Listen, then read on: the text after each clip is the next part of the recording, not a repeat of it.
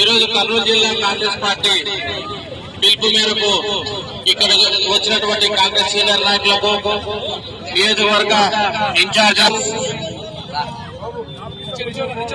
ఒక మా జిల్లా ఇన్ఛార్జ్ అంబటి రామకృష్ణ యాదవ్ గారికి, మైనార్టీ వాళ్ళకి, మహిళలకి అందరికీ నా నమస్కారాలు.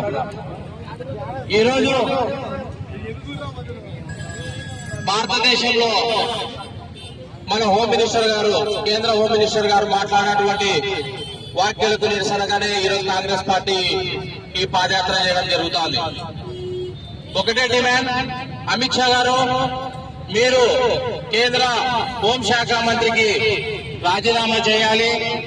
ఇంకోటి మోడీ గారికి విజ్ఞప్తి చేస్తున్నాం, ఆయన మంత్రి పదవి నుంచి బర్తరఫ్ చేయాల్సిందిగా కర్నూలు కాంగ్రెస్ పార్టీ ప్రధాన డిమాండ్.